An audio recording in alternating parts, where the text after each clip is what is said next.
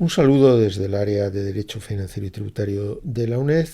Soy Pedro Herrera y voy a continuar explicándoles las operaciones internacionales en el impuesto sobre el valor añadido.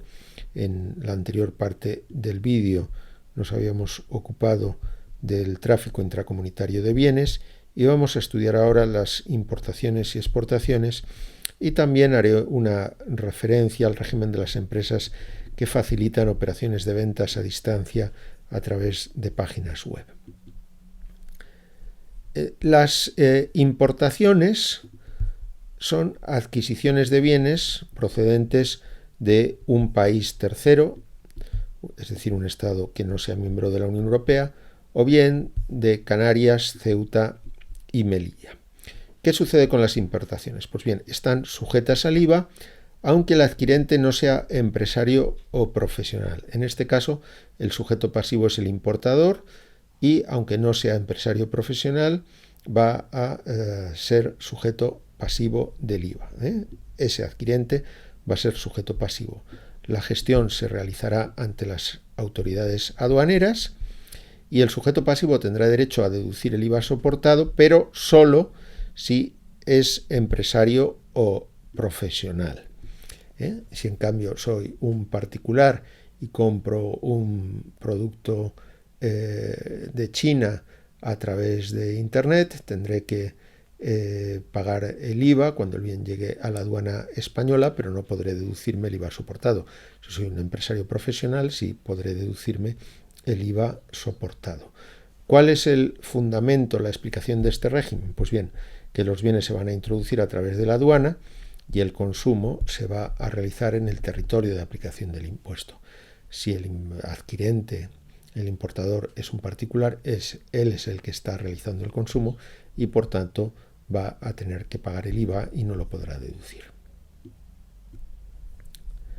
Veamos ahora el régimen especial de ventas a distancia desde países terceros.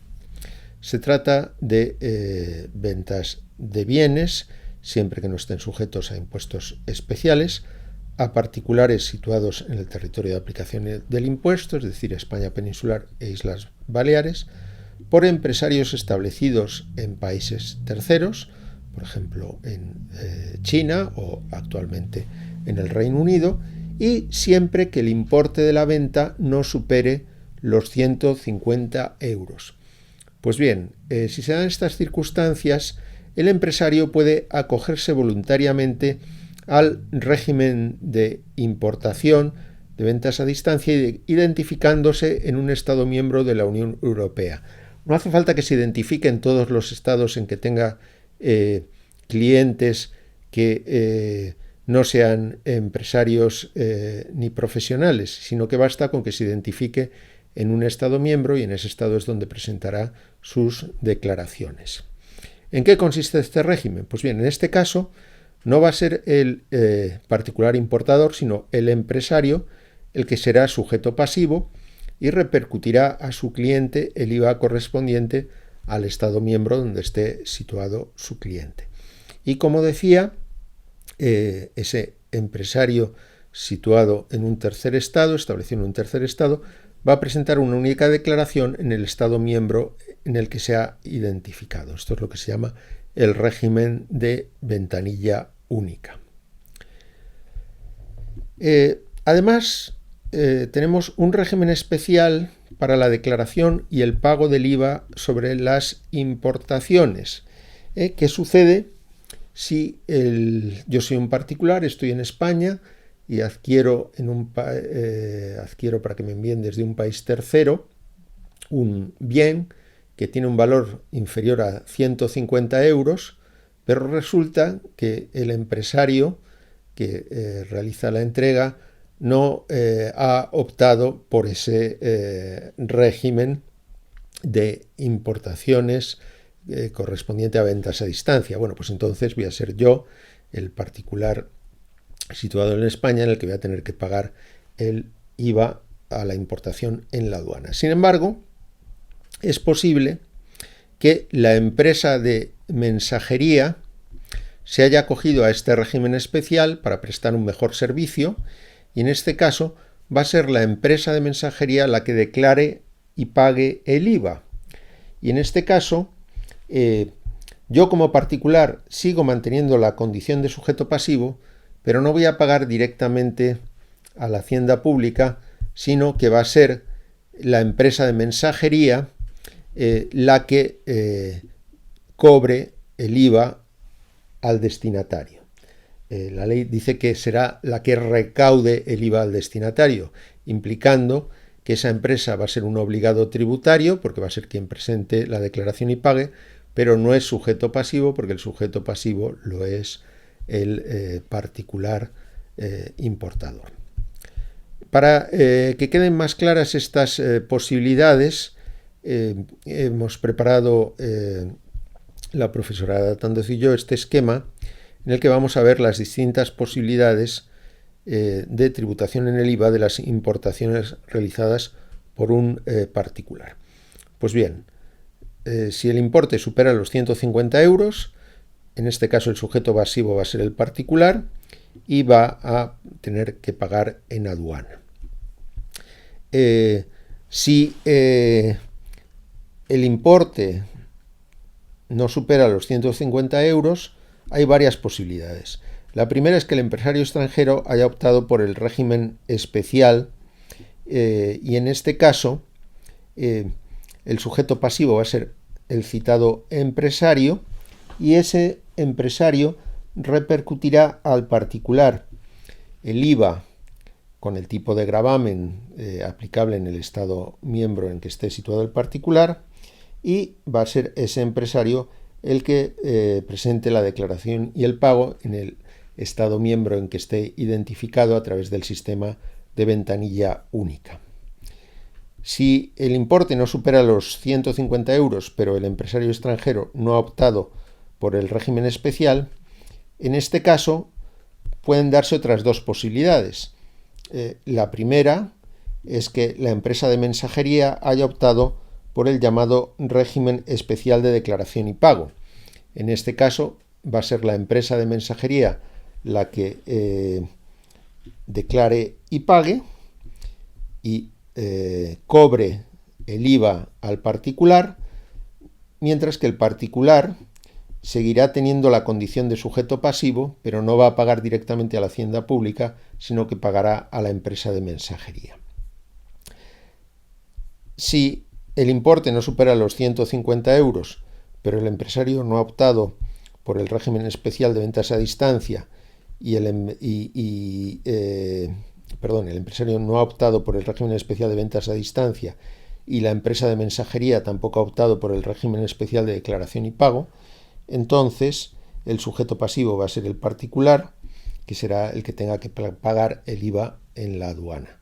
En realidad no hay que desplazarse físicamente a la aduana porque existe un sistema mediante el que Correos nos avisa, nos pide que presentemos determinada documentación, que paguemos una tasa por la gestión aduanera, pero en todo caso el particular sí que va a tener que realizar el pago del IVA y con esa ayuda del servicio de correos y del servicio de aduanas se va a ocupar de la gestión. Por último, vamos a ver las exportaciones, que son entregas por empresarios o profesionales destinadas a un tercer estado o bien a Canarias, Ceuta o Melilla.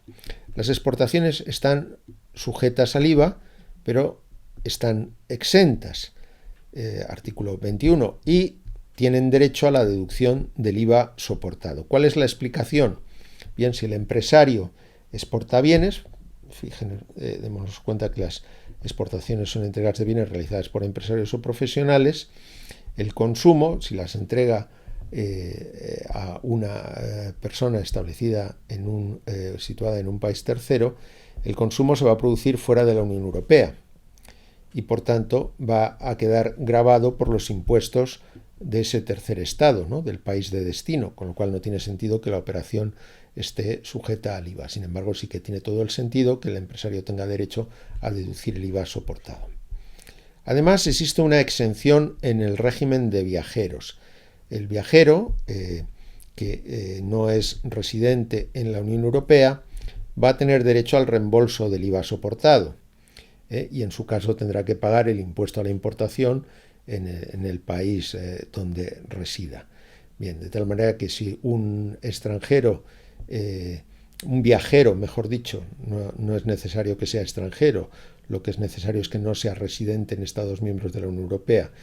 Si un viajero residente en un tercer estado viene a España y hace unas compras en el Corte Inglés le va a repercutir el IVA, pero ese viajero tendrá derecho a que le devuelvan el IVA, o bien en la aduana o bien a pedir después la devolución una vez que haya llegado a su país.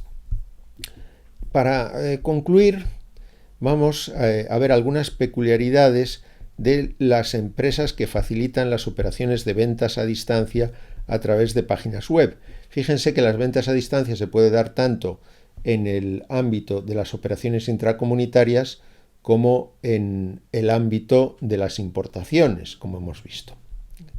Pues bien, con ciertas condiciones, esa empresa que facilita las ventas a través de la página web se va a convertir en sujeto pasivo del IVA.